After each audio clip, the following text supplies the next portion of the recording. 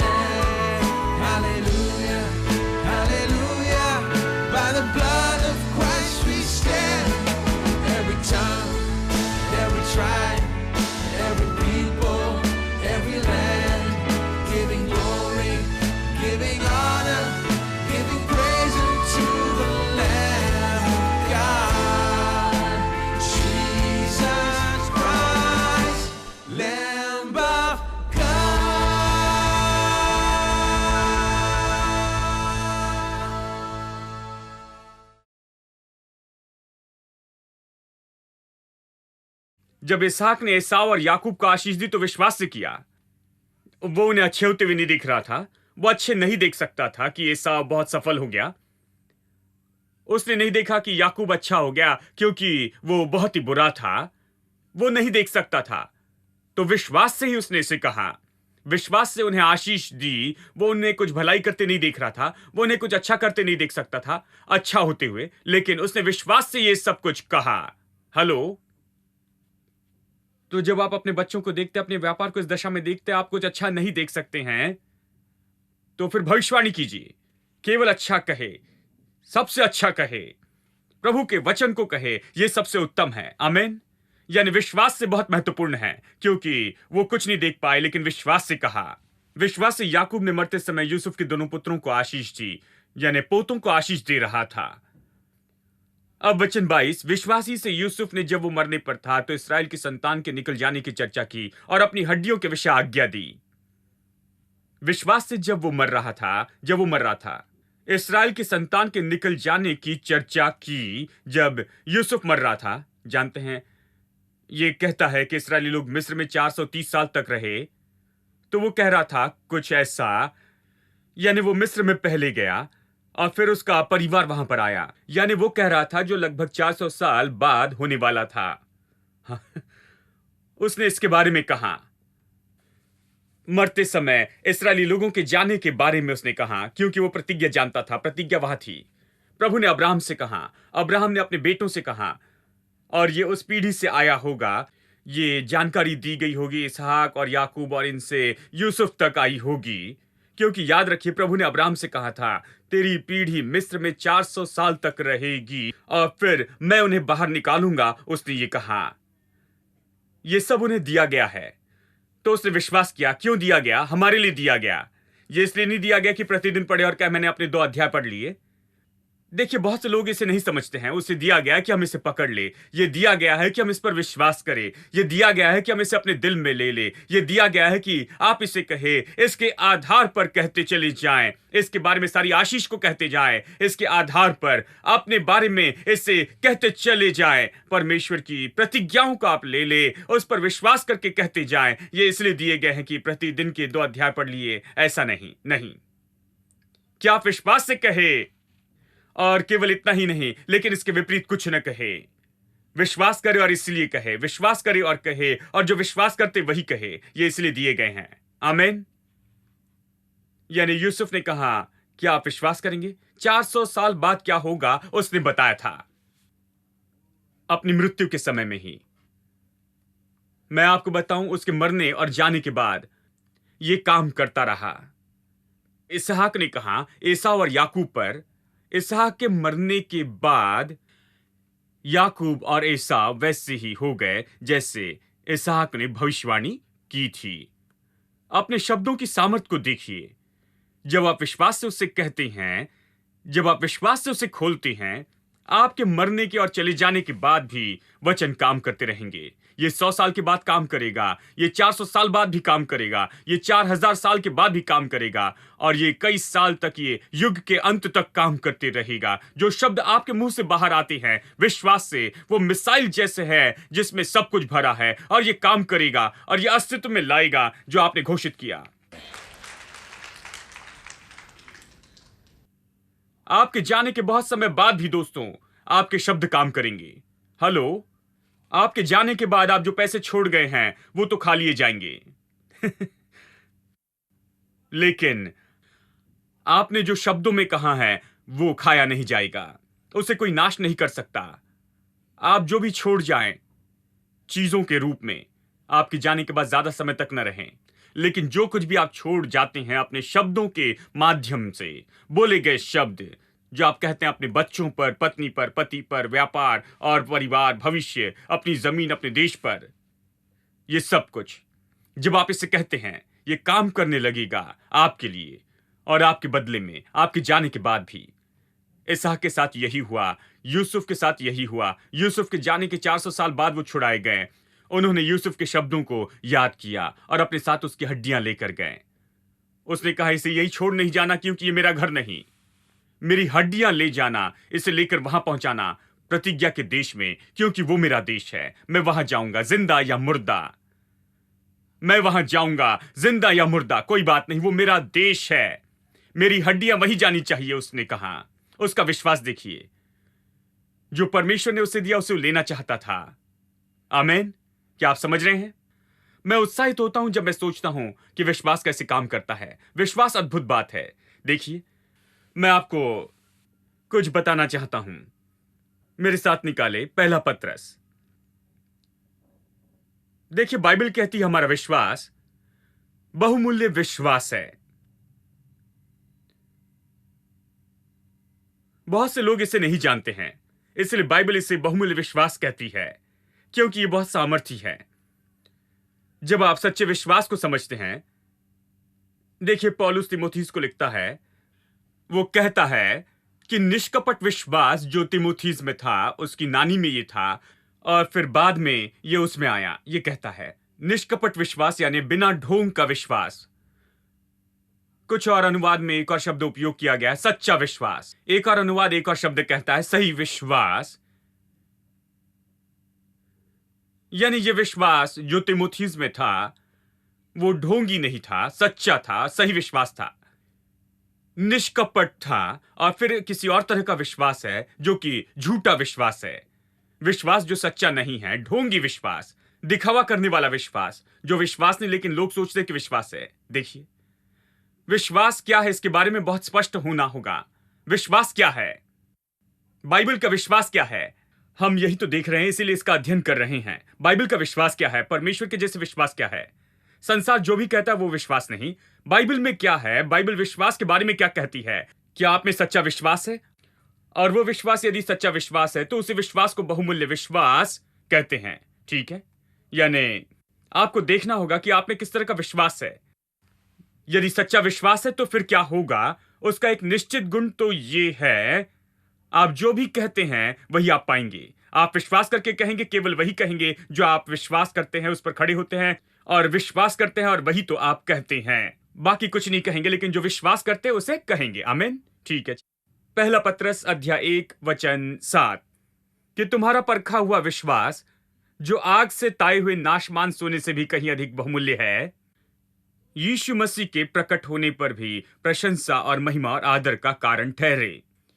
देखिए, विश्वास को ऐसे बताया गया है कि वो नाशमान सोने से भी ज्यादा बहुमूल्य है, कीमती है। ठीक है, चलिए मैं समझाता हूं विश्वास क्या है। पत्रस के अनुसार विश्वास तो सोने से भी ज्यादा बहुमूल्य है। सब लोग कहे विश्वास ज्यादा मूल्यवान है, ज्यादा बहुमूल्य है सोने से भी। वो सच कहता है। अब बहुत से लोग सोने की कीमत बढ़ने या नीचे आने की चिंता करते हैं, और कुछ लोग चिंता करते हैं कि कैसे उनके पास कुछ भी सोना नहीं है। मेरे पास सोने का नेकलेस भी नहीं है, मेरे पास सोने का ये नहीं वो नहीं, ब्रेसलेट या जो भी हो, जानते हैं, वो इसके बारे में चिंता करते सोचते हैं। मैं आपको बताऊं दोस्तों, इसके बारे में चिंता ना करें। कुछ है जो सोने से भी ज्यादा, बहुत ज्यादा बहुमूल्य है, और वो तो आपका विश्वास है जो आपके दिल में है। आज आपके पास जो नहीं है उसके बारे में चिंता न करें। आपके दिल में क्या होना चाहिए इसकी ओर ध्यान दें। यदि आप अपना दिल सही कर ले तो आप सोने का ढेर लगा सकते हैं। हेलो, सब विश्वासी लोग शांत हो गए। मैं चौंकाने वाली बात कहना चाहता हूं। यदि आप अपना दिल सही कर ले और उसे सही तरह से बनाए जैसे बनाना चाहिए, यदि आप इस बहुमूल्य विश्वास की ओर ध्यान दें जो सोने से बढ़कर है और अपने विश्वास को बढ़ाते हैं। सोना कुछ नहीं है, बाइबल सच में कहती है, अय्यूब की किताब में यह सच में कहती है कि विश्वास का मनुष्य धूल जैसे सोना जमा करेगा। एक दिन सोना आपके सामने धूल जैसे होगा और आप उस पर चलेंगे। आप बस, मैं नहीं कह रहा हूं जब आप स्वर्ग में जाएंगे, मैं कह रहा हूं यहां पर। हेलो, मुझे गलत मत समझिए, मुझे विवरण से बताने दीजिए जब मैं इसके बारे में कहता हूं। जानते हैं, भजन 27:3 कहता है, मैं बर्बाद हो जाता यदि मैं परमेश्वर की भलाई देखने पर विश्वास नहीं करता। इस जीवितों की भूमि में, जीवितों की भूमि कौन सी है? यहां। वो क्या है? वो मरे हुओं की जमीन है। वो यहां थे, वो जी रहे थे, मर गए और फिर वहां पर चले गए। स्वर्ग मरे हुओं की जगह है जो वहां जी रहे हैं। ये जीवितों की भूमि है। और भजनकार कहता है कि मैं बर्बाद हो जाता।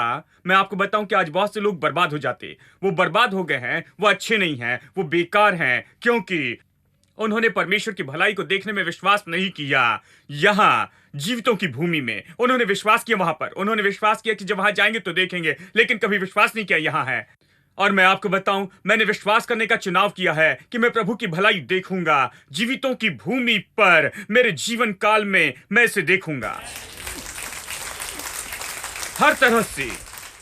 इस पर विश्वास करें दोस्तों, इसे बर्बाद न करें। बस ऐसे जीवन में इस तरह से जीते न जाएं कि जैसे तैसे रह रहे हैं, तैर रहे हैं अपने जीवन में, बस ऐसे रह रहे हैं, जानते हैं, किसी तरह की झूठी आत्मिकता से। प्रभु कहता है तुम इसे देखोगे आज अपने जीवन में। आमीन। इसलिए अपना विश्वास सही कर ले। ये तो सोने से भी बहुमूल्य होता है। यह आपके लिए केवल सोना नहीं लाएगा, यह आपके लिए वो लाएगा जो सोना नहीं खरीद सकता।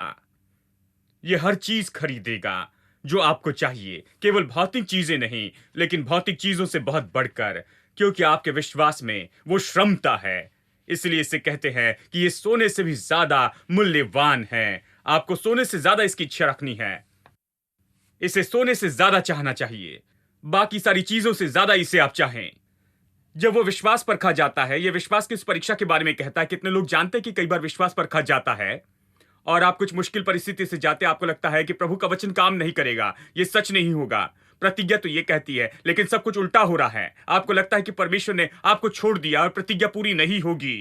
कई बार आपका विश्वास परखा जाता है, मुश्किल समय से जाता है, लेकिन मैं आपको बताऊं, विश्वास तो सोने से भी ज्यादा बहुमूल्य है। यहां तक कि सोना जब उसे परखते हैं आग में, केवल अशुद्धि जल जाती है और असली सोना बना रहता है। ठीक है, ये तो सोने से भी ज्यादा कीमती है। जब ये आग में से जाता है, इसमें कुछ नहीं जो जल सकता है, क्योंकि ये अटल, असली, निष्कपट, सच्चा, असली विश्वास है। ये आग में से जाएगा और इसमें से आग की गंध भी नहीं आएगी। आप सफलता से बाहर आएंगे। आपके जीवन की परेशानी और परखे जाने की चिंता न करें, आप अच्छी तरह बाहर आएंगे। यदि आप विश्वास में बने रहते हैं तो आप उस पार निकल आएंगे।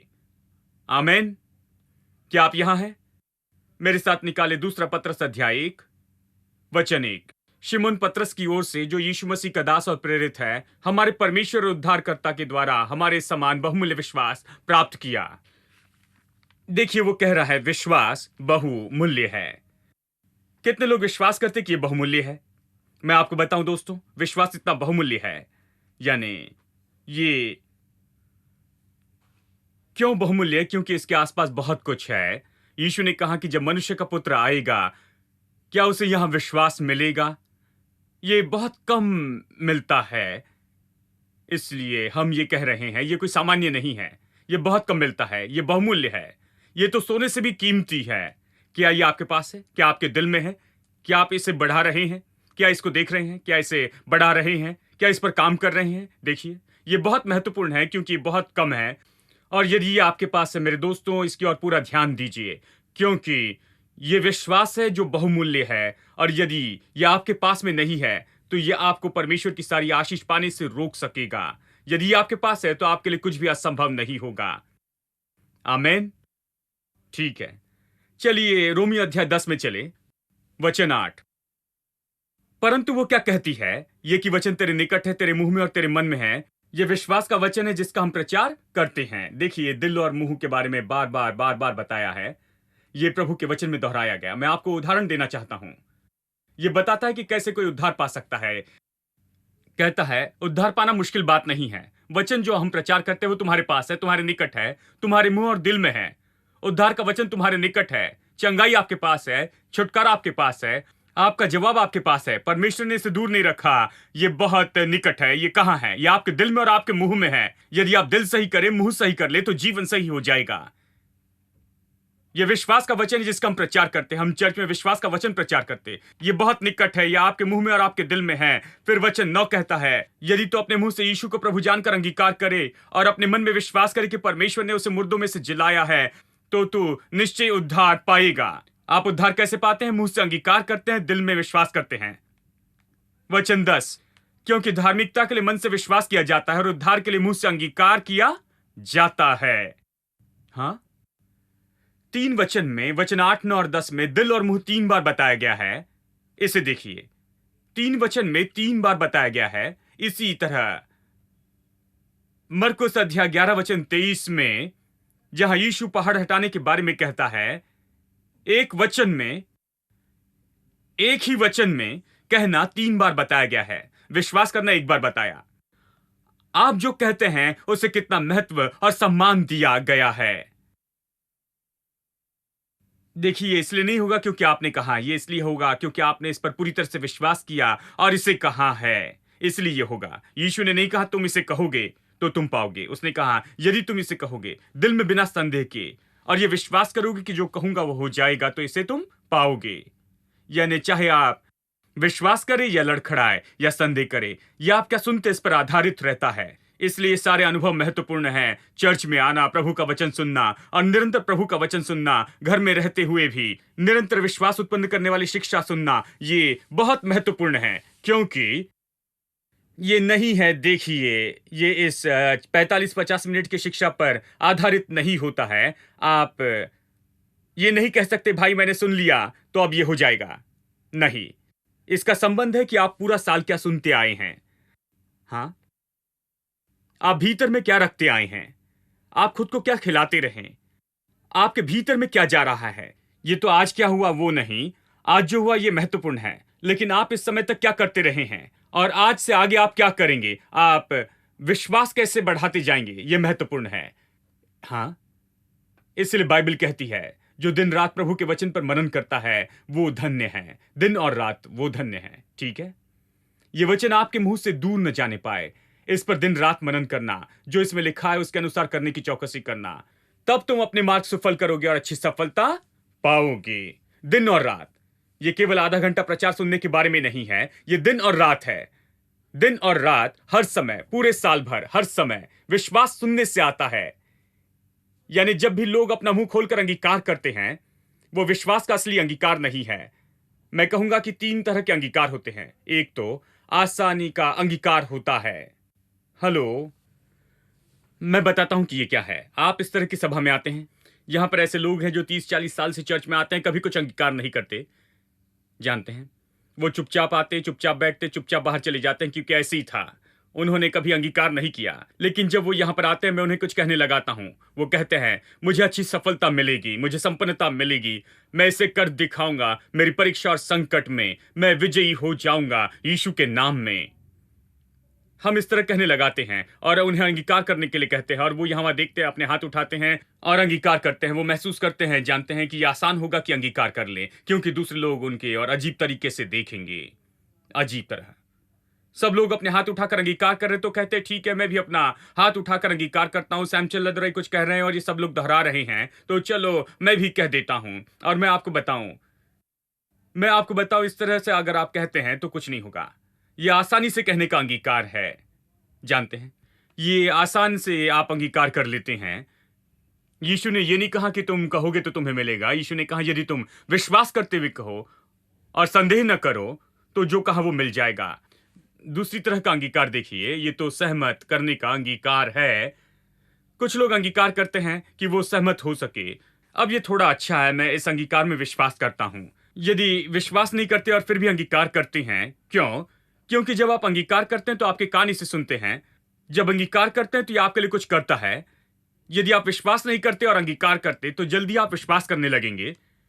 शायद आज आप विश्वास न करें, लेकिन जल्दी विश्वास करने लगेंगे। यदि आप कहते रहे, जल्दी विश्वास करने लगेंगे। और फिर इस तरह के अंगीकार करने के बाद विश्वास आपके दिल में जाएगा दिनों दिन, क्योंकि आपका अंगीकार आप कर रहे हैं, इसे सुन रहे हैं, और विश्वास सुनने से आता है। एक दिन ये अंगीकार जो आप खुद को सहमत करने के लिए कर रहे हैं, वो तीसरे तरह के अंगीकार में बदल जाएगा, और वो तो भरोसे का अंगीकार होता है।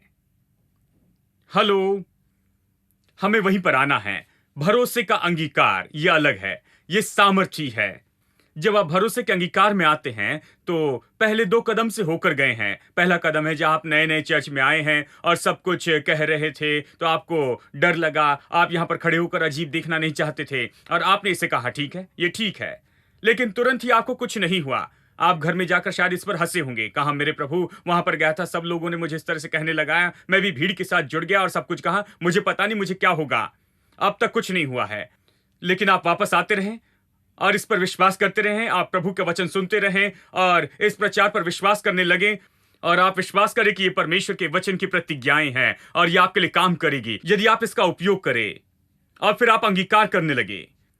वो बातें जिन पर आप विश्वास नहीं कर रहे थे, अब आप अंगीकार करने लगे हैं। अब अंगीकार आप में विश्वास लेकर आएगा, और विश्वास आता है, और फिर एक दिन ये भरोसे का अंगीकार हो जाता है, जहां आप पूरी तरह से जानते हैं कि प्रभु ने जो प्रतिज्ञा की है वो पूरा कर सकता है, और इसलिए आप कहते हैं। और जब आप इस तरह से कहते हैं, तब ही आपके शब्द मिसाइल के जैसे पैक होते हैं। उसमें विश्वास होता है। विश्वास की सामर्थ आपके शब्दों में है, क्योंकि अब आपके शब्द केवल खाली शब्द नहीं रहे, ये बेकार के शब्द नहीं रहे हैं। ये शब्द विश्वास की सामर्थ से भरे हुए हैं, और ये जाकर फटेगा और पहाड़ को हटा देगा।